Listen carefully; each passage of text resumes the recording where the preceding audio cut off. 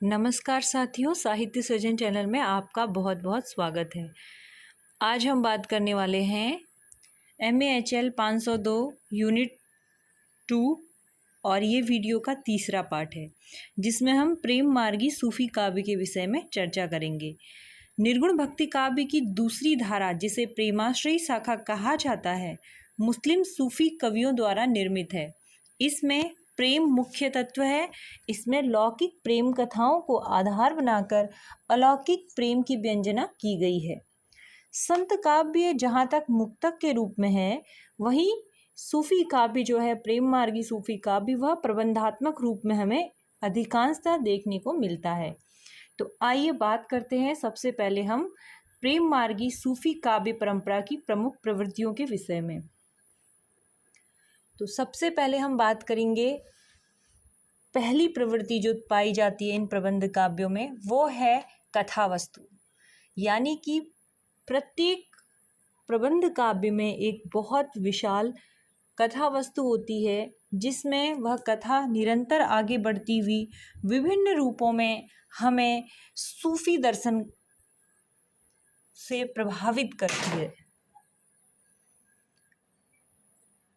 इन काव्यों में प्रेम कथा का चित्रण मिलता है। इन प्रेम कथाओं का आधार पौराणिक कथा, लोक कथा या ऐतिहासिक कुछ भी हो सकता है। प्रायः कवियों ने लोक प्रचलित कथाओं को ही लिया है। लोक प्रचलित कथानक रूढ़ियों द्वारा कथा को बुना गया है, जैसे नायिका का वती नाम का होना। जैसे कि आपने जितने भी सूफी काव्य सुने हैं, उनमें ज़्यादातर जैसे पद्मावती है और मधुमालती में मधुमती है, तो वती या मती आखिर में लगा हुआ है। और नायिका का संबंध किसी द्वीप से होता है, जैसे कि मलय द्वीप, सिंघल द्वीप इत्यादि। चित्र दर्शन, गुण दर्शन या स्वप्न दर्शन के द्वारा नायक के हृदय में प्रेम की उत्पत्ति होना। नायिका की खोज में नायक का साधु या सन्यासी बनकर घर से निकल जाना और विभिन्न प्रकार की विघ्न बाधाओं का सामना करना। किसी मंदिर या फुलवारी में नायक नायिका का मिलन होना।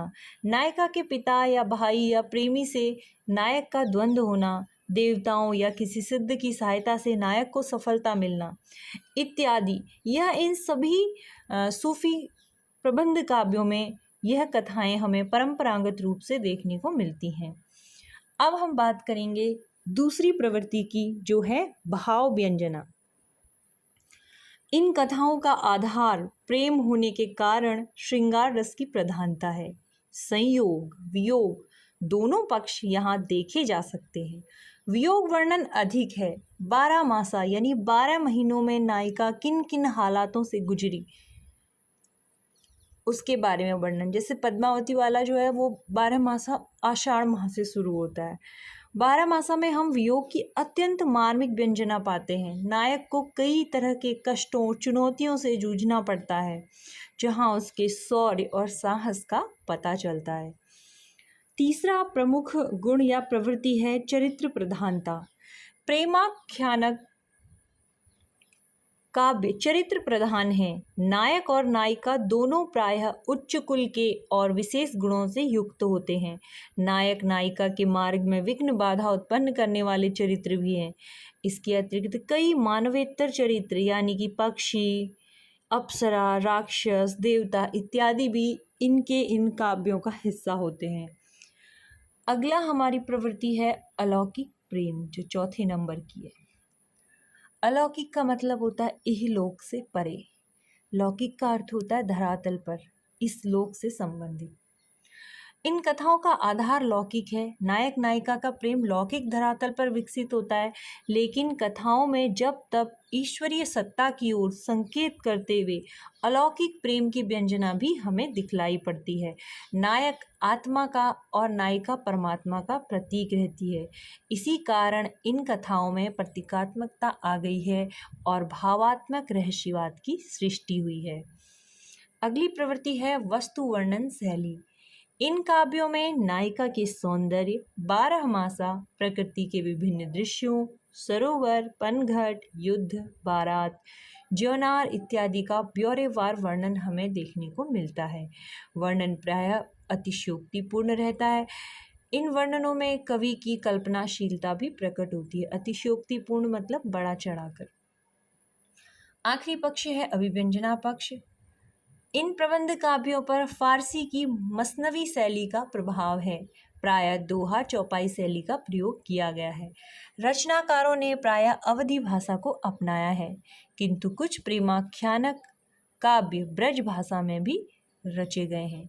इनमें प्रायः हम उपमा, उत्प्रेक्षा और रूपक अलंकारों को बहुलता से देख सकते हैं। अब हम इस वीडियो में बात करेंगे उन प्रमुख कवियों के विषय में जो इस परंपरा के अंतर्गत आते हैं।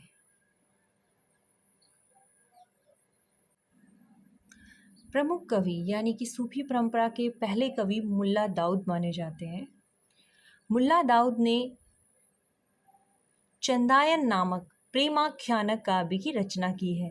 इसमें लौरिक और चंदा की प्रेम कथा है। दूसरे नंबर पे हमारे आते हैं कुतुबन। कुतुबन जो है, इन्होंने मृगावती की रचना की है, जिसमें चंद्रनगर के राजा गणपति देव के राजकुमार और कंचनपुर के राजा रूप मुरारी की कन्या मृगावती की प्रेम कथा का वर्णन है। तीसरे हैं मंझन। मंझन की खास एक चीज़ बता दूं कि इनकी जो प्रेमाख्यानक कृति है उसका नाम मधुमालती है। मुल्ला दाऊद की चंदायन है, कुतुबन ने मृगावती की रचना की है और मंझन ने मधुमालती की।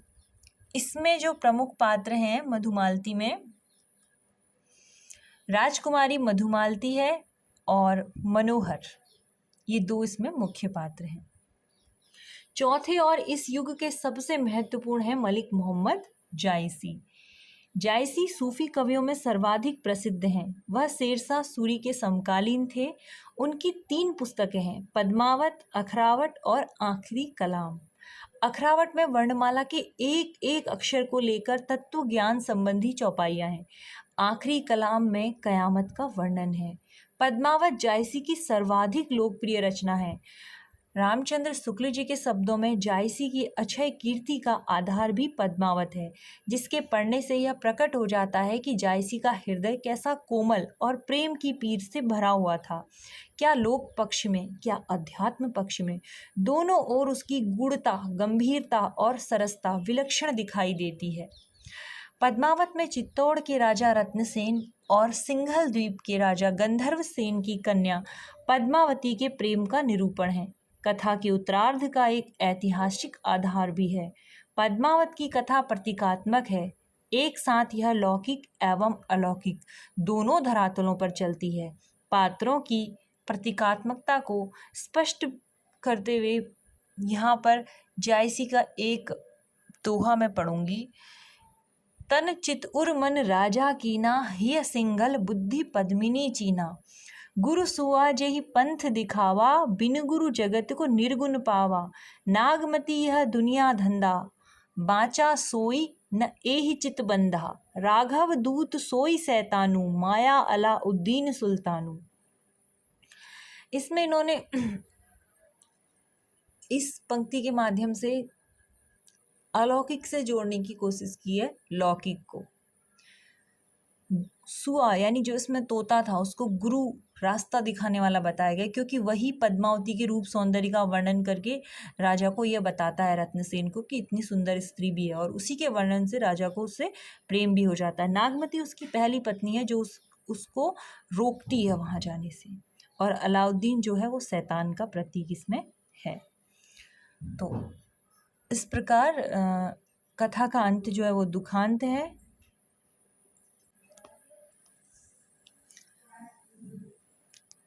पूरा का पूरा जो प्रबंध काव्य है पद्मावत वो दुखांत है, यानी इसका अंत एक ट्रेजेडी में होता है। रत्नसेन के शव के साथ उसकी दोनों रानियां यानी नागमती और पद्मावती सती हो जाती है। पद्मावती के सौंदर्य, नागमती के विरह, रत्नसेन के साहस, शौर्य और अवध की लोक संस्कृति की सृजनात्मक प्रस्तुति में जायसी को अद्भुत सफलता मिली है। उत्कृष्ट कवित्व एवं भाव व्यंजना के कारण ही जायसी हिंदी के श्रेष्ठ महाकाव्यकार माने जाते हैं। 5वें नंबर में आते हैं हमारे उस्मान। उस्मान की जो प्रसिद्ध रचना है वह चित्रावली है। जो कि नेपाल के राजकुमार सुजान और रूपनगर की राजकुमारी चित्रावती के प्रेम की कहानी है। चित्रावती की रचना विधान पर जायसी का गहरा असर हमें देखने को मिलता है, यानी जायसी के पद्मावत से प्रभावित होकर ही उस्मान ने इस रचना को किया था।